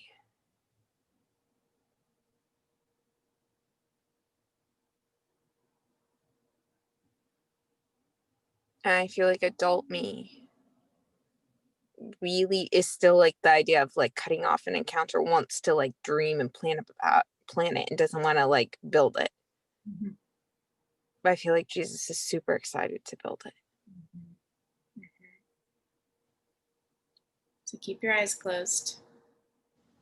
I want to invite you to stay in this space and keep going with this. And you can pause the call or you can watch the rest of the recording tomorrow or something like that. But I think staying in this space and just taking note of what you see and giving your heart this creativity and this moment to be expressive is really important and really sweet. Yeah. I just wanted to end by, not ending the encounter, but just getting like this, I've got this sense with the castle just for the other ladies that it's like, it's something that's unique, but it's like what he likes to do. It was like one of those like comments that he's like I love fairy tales, but like in general that it's like, this is what I do for my little girls. This is what I build. And so anyway, I just wanted to say that like, it was just like one of those, his comments were such like, this is a principle of who I am. I love that. So thank you. You all have castles. Thank you for letting us share in this and Yes. Keep us updated, okay? As you spend some Yeah. time. Okay. Thanks, Kelsey. You're awesome. Thank you. Welcome. All right, guys. I need to take a 1-minute bathroom break. Sarita is going to be next. I'm going to turn off my screen. I'll be right back as quick as I can, okay? So I can focus fully. So I'll be right back.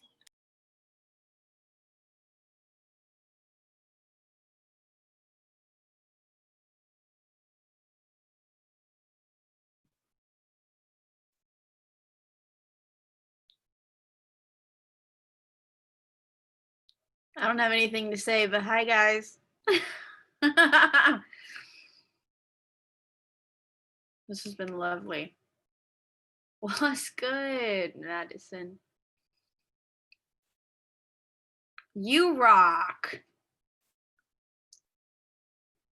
Yeah, Bex. Yeah.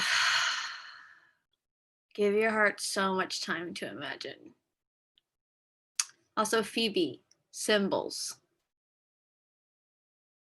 I don't know if you saw my chat. I talked about symbols to you because you said someone came up to the desk talking about twins and your spirit is aware of symbols with energy, which is a whole nother conversation. But I was like, she picked up on that. That's usually what I pick up on.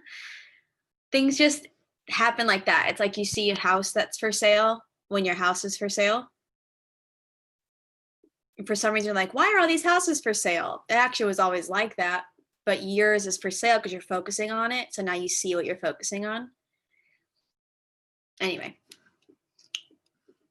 Hey, Taylor. Hey, Emily. Hi. What's up? I don't know if you can hear me because I can never see if I'm on the screen. I guess I just kind of felt to just hop on here really quick. And just stay, which I just realized Alive and Free has literally healed. Alive and Free didn't heal me itself. The tools that I learned in the community and everything, because I was just asked, I just reflected today. And this is after getting out of a little funk after I came home from Texas, getting married and everything, and I go home to Michigan, and it's cold, everything shut down. And I look back, and I'm just like, crap. I'm almost a month mark, dude, and I'm a complete different person. Oh, that's awesome. So, yeah, I just wanted to say that. Yeah, you're so sweet. Oh, I saw your video on the group too. Thanks for sharing that with us. Your hair looks amazing as well. So awesome. Yay. Back to Bree. Thanks, Taylor and Allie. Thanks so much for sharing that. What a cool thing to hear. I love it. Okay, I'm back. Thank you for the little break. We're gonna hop onto Sarita now. I do want to save a few minutes at the end for something that was on my heart before we started the call. I went another direction, and now I'm seeing in the comments that I could have followed my heart there. So I want to save a few minutes at the end for that. So Sarita, what you got? Hey, man, that was a great encounter, the last one. I was like, I just set my phone down and cried because I was like, whoa. So when you were talking at the beginning about the little girl and like, you know, imagining a picture of her, the first picture that came to my mind was me as a little girl, like in a picture with me and with my two sisters and my mom. And the first thought that I had was, oh, she's ugly. And then it was after that I had about the nurturing, like wanting mom and the nurturing. So I was like, okay, I need to explore that. And then I went back to I think I put it in the chat, but I went onto our family messenger thread, and I went and started looking through the pictures because one of my cousins has pictures of like all of us like when we were like younger children. And so it was like I went back to look at it like, oh, let me find this picture, you know, of ugly me, whatever. And as I was looking through them, I saw like pictures of me in like second, third grade. And I'm like, oh, that was actually cute. You know, like my mom did my hair cute and put my, you know, hair, cute clothes on and stuff like that. So I couldn't really find any pictures to prove it to myself. But towards the end of Kelsey's, when you were talking about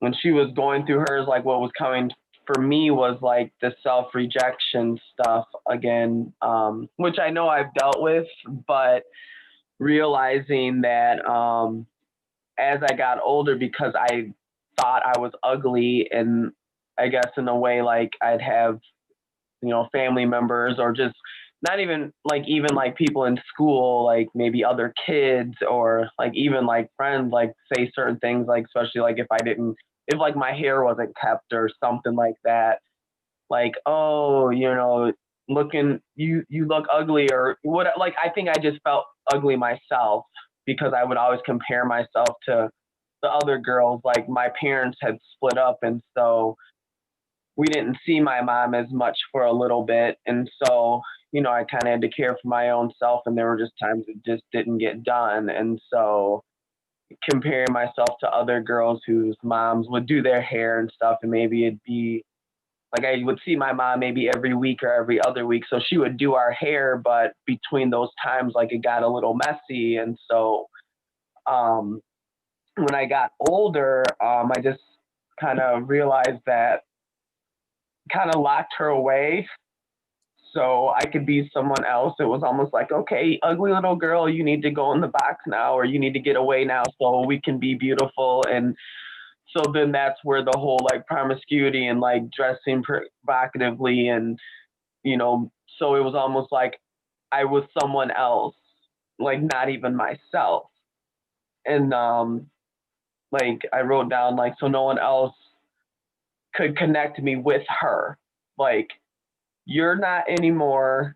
This is who we are now, or this is who I am now. And so like she wasn't worthy to be seen or heard. And so now it's like, you know, who am I now? And I can't even relate to certain things because it was almost like I put who I was away in order to be someone that I thought I needed to be accepted. And so realizing like I would always do, like in that I did what other people wanted me to do, and I wouldn't say no when I wanted to, like in order to, you know, fit in or to show that, hey, I was outgoing, I could do that. And but then later on in like my adult life, I was so controlling because no one's gonna tell me what to do anymore. But it's like, I don't know, I think about a week ago, think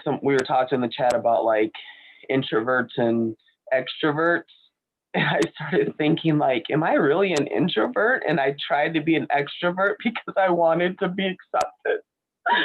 And so in the last with Kelsey, I really was having some like trying to like reconnect, I guess, with myself. And as that little girl, like, wait, I put part of me away and that's not who I really am. Who am I? So, yeah. That's so tender, Sarita. I'm hugging you right now. This is such a soft and beautiful place to be in. Yeah. I feel like you are momming the little girl inside of you. Like going, oh, honey, you didn't get to be yourself. And I feel so sad about that. That's what I feel your heart saying. Yeah. And I think it kind of triggered this morning because my 5-year-old came in the room and I was like reading my Bible and just spending some quiet time, and he eventually climbed into my lap and he sat there. And then he just like kind of laid on me, and I just laid there and looked in his eyes, and usually I'm like, I'm already up and about. And so I was just kind of chilling out in the bed. And so we were able to just kind of lay there. And I noticed like he's so much more calm today.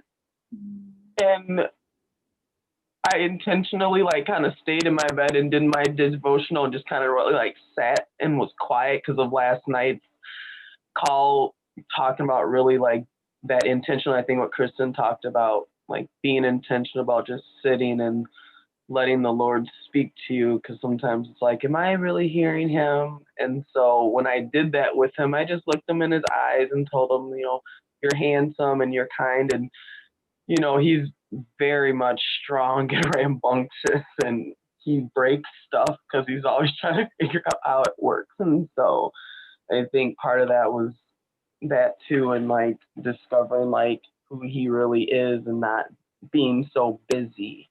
So yeah. So good.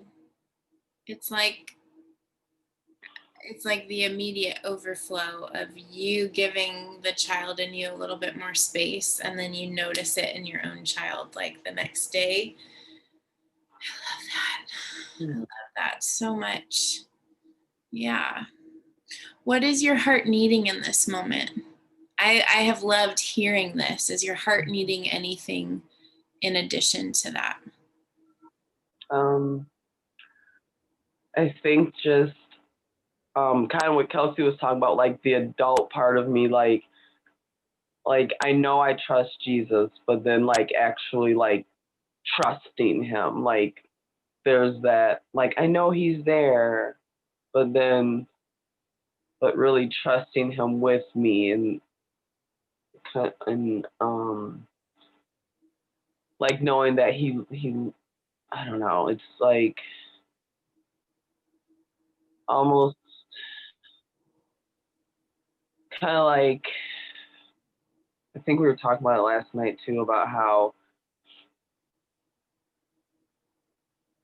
I think when I was saying about like people, like I was always doing what others wanted me to do, and I wouldn't say no. But now it's like I want to do, like I always wanted to do what God wanted me to do. And I don't want to say no to him, but now it's like, what does he want me to do? Yeah. Yeah. Anybody else relate to that? You kind of go round and round and round. Yeah, because I know Kristen was kind of talking about that last night. And so that was kind of on my mind too. Like, I want him to tell me what to do. I want to follow him. And it's like, but you're not telling me what to do. So what am I supposed to do? And almost like I know what to do, but it's like, but how do I do it? Or when should I do it? Or I'm scared to do it because what if I mess up? Or, you know, like I kind of want to see. Totally. And I just think, I think it's really profound. And this is this is one lens to look at this through. It's not the lens, right? But it's profound to me that you had a massive connection with love between you and your son this morning. That's undeniable. We see it on your face. But when you start to ask, what do you want me to do? And I gotta obey, and what does it look like? That sounds like your questions don't sound like disconnection, but it sounds like being anxious about those questions takes you into disconnection. Is that accurate or no? Yeah, I think so, because then I tend to not do anything. I'll just sit, and then I'm waiting around. Like, I'm trying to get out of that. Like, I've made plans already for this year. Like, I'm doing a book study, and I'm doing another little thing, like a worship thing in January. So, like, I've signed up for other things, like to really start moving in a new direction and just kind of exploring. Like, and I don't want to overwhelm myself, but at the same time, I'm having to say no. Like, I was thinking this morning, like, okay, I'm probably not going to be able to go to my mom's group for the month of January because I need to take time to do these things. Like, I have 2 other programs that I've signed up for in June, like mid-July, late July, like right before my husband died, that I haven't even really dove into yet because I've just been busy with other stuff, but also because I think I just didn't make time for it. And I don't know, if I would have done them, I may not even be here right now because one of them is kind of like about parenting boys, because I have all boys and they deal with like churches and stuff. Like, I was watching the videos and they deal with some of this stuff, but it's not a Christian organization or anything. So I'm glad I'm here. But it's just funny. Like, I'm like, I have all these other resources already. Why do I keep jumping into more stuff, but then I'm not diving into it because, oh, well, maybe I need to do this, maybe I need to do that. So I'm like, I'm trying to not do that. Yeah. So like the 2 things that I am doing, they're only a month long, and I'm like, I know that's something I want to do, but I need to get on a good routine of going deeper. Like, even with this, like, I've been on the coaching calls, like I'm going through the curriculum. I haven't done all the homework per se, like I haven't, but thankfully, I think you were my onboard coach, and you mentioned like go through the weeks, try not to get stuck and at least get through it first. So I've been doing that, and I missed, like, I got behind, but then I'm like, no, I'm going to stay on track. So I'm listening to week 9, like today, and I got the email, I think Monday, like, hey, you made it through week 9. And I'm like, no, I didn't make it through. But I'm like, but I'm there.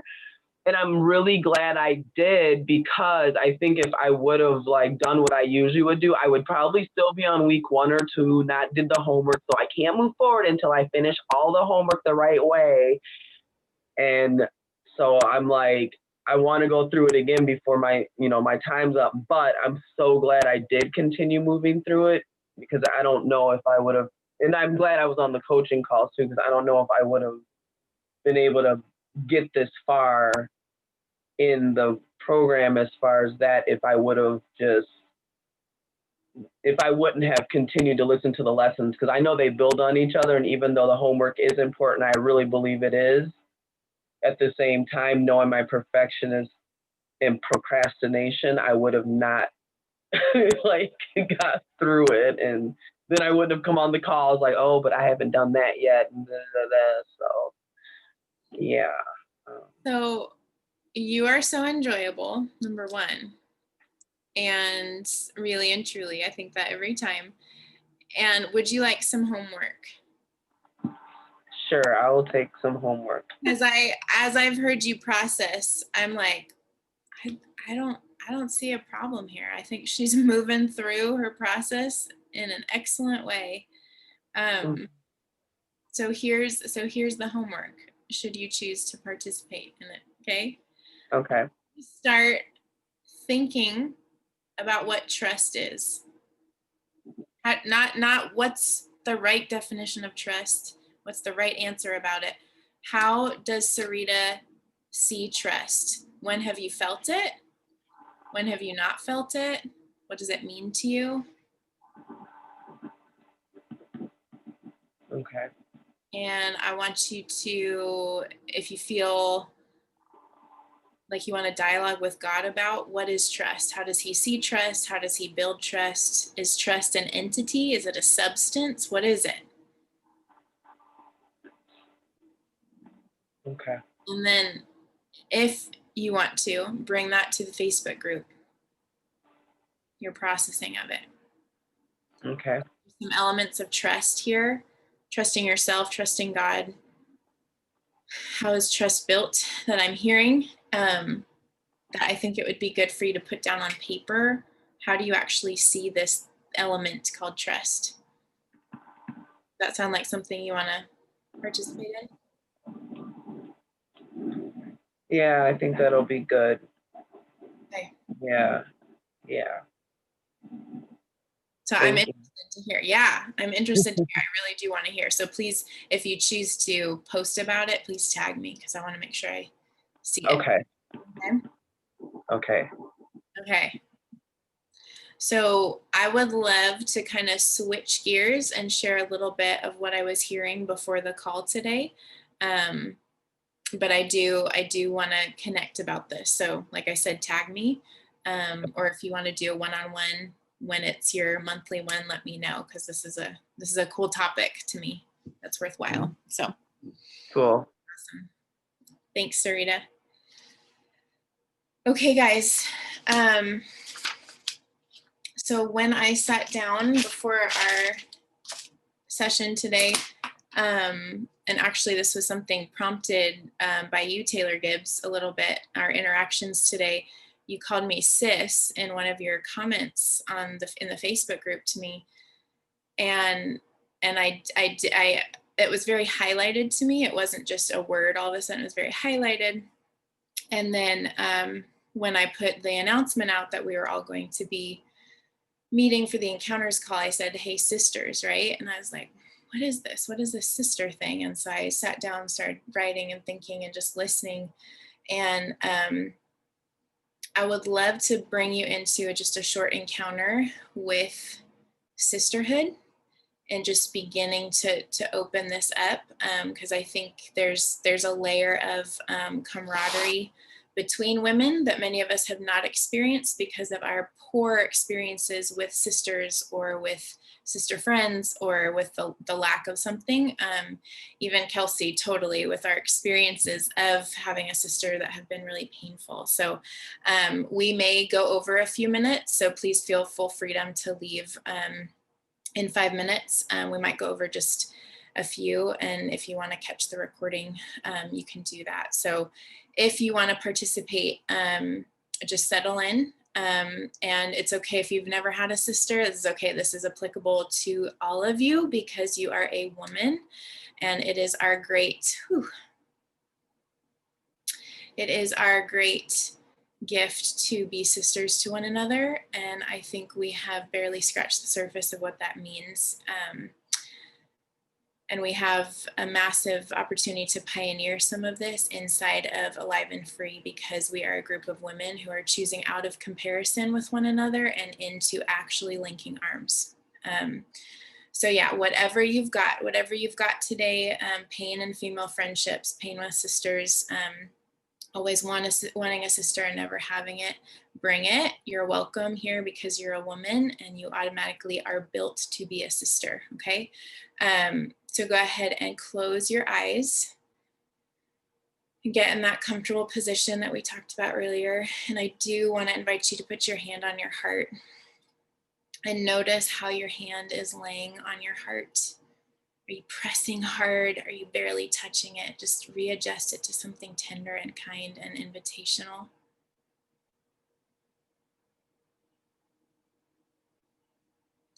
Holy Spirit, we're here and we're listening. There's something on your heart about sisters. There's design you had in mind for sisters.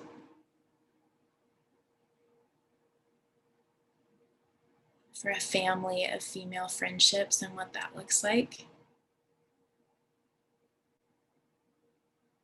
I don't know what it is yet, but I honor it and I thank you for it. And I call it beautiful.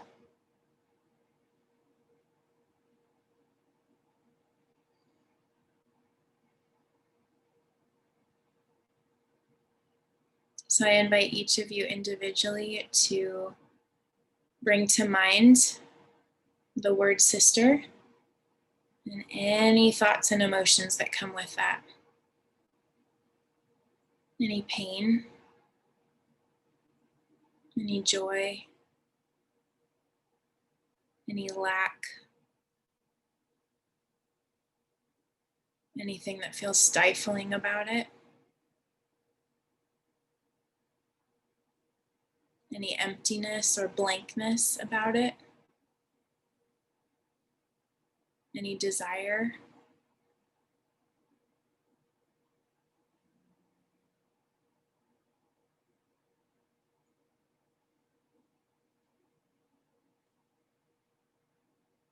And I just want you to picture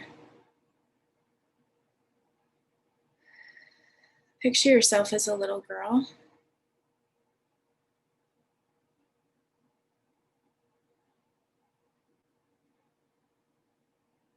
And I want you to see all those thoughts and feelings about sisterhood as a big pile.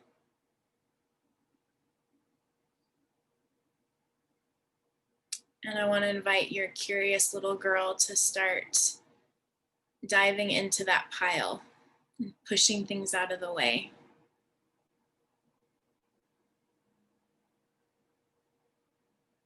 And setting them down for later. Acknowledging them and setting them down.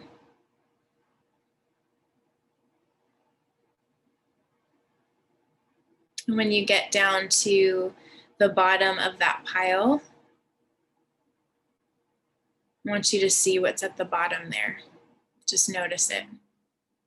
It's okay, whatever comes up. We're all practicing here. Is it an object? Is it a fear? Is it something you want to experience in sisterhood?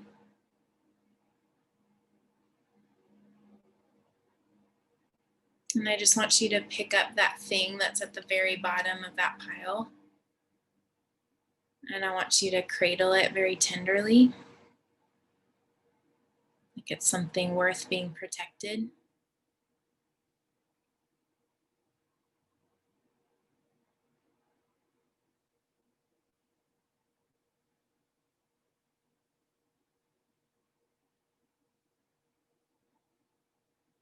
And I just want you to ask your heart, what does it mean to be a sister?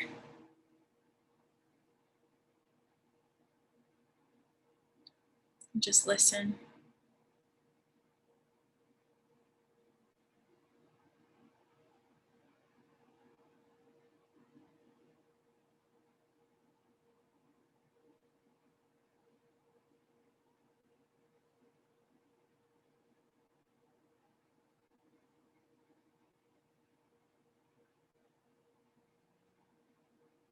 I'm going to give you one more moment just to listen. What does it mean to be a sister?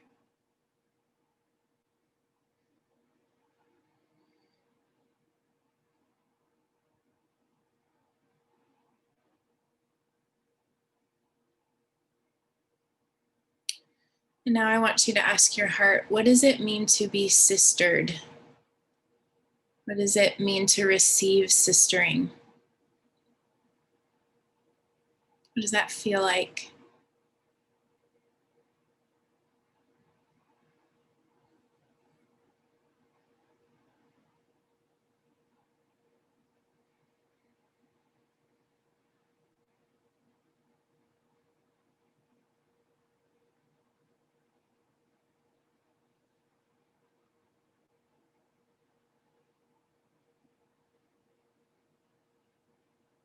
Take one more moment just to receive anything that pops up when you ask, what does it feel like? What does it mean to be sistered?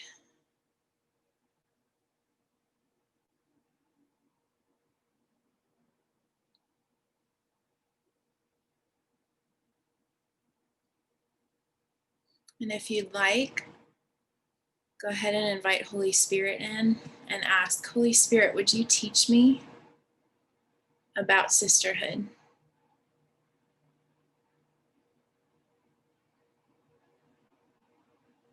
Would you teach me how to receive it?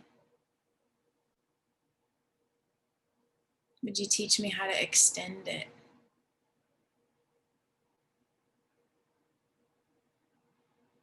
Would you highlight sisterhood in my life so that I can come into a deeper understanding of it?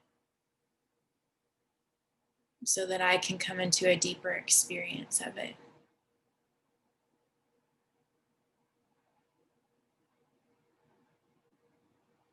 May I experience the beauty of having women hold my history and be my allies.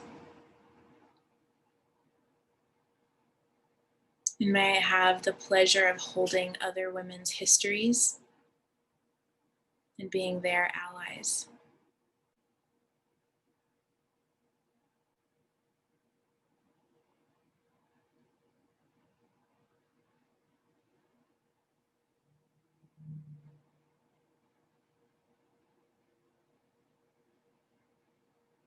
I just want you to take one more notice of that object, that thing that you picked up at the bottom of your pile.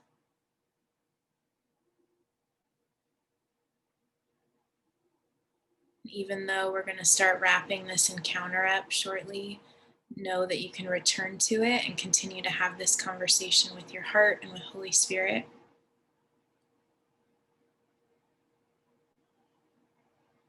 Know that you're connecting desire and intention through your words and what you're asking for right now. And you can start noticing things in your life that will take you into a deeper experience of sisterhood.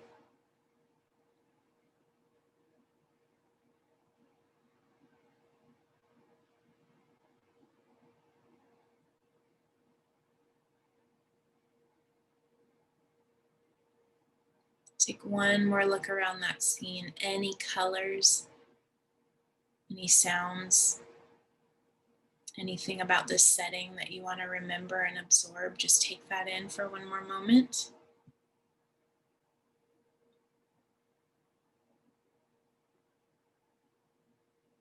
And when you're ready, go ahead and take a deep breath. And when you've fully exhaled, go ahead and open your eyes.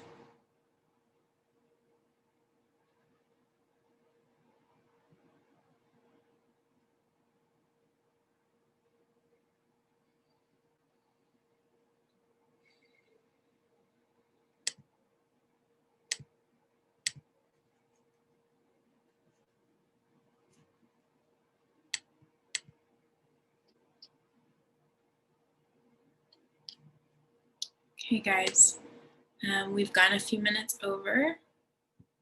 You're so welcome, Alex. We've gone a few minutes over. Sorry.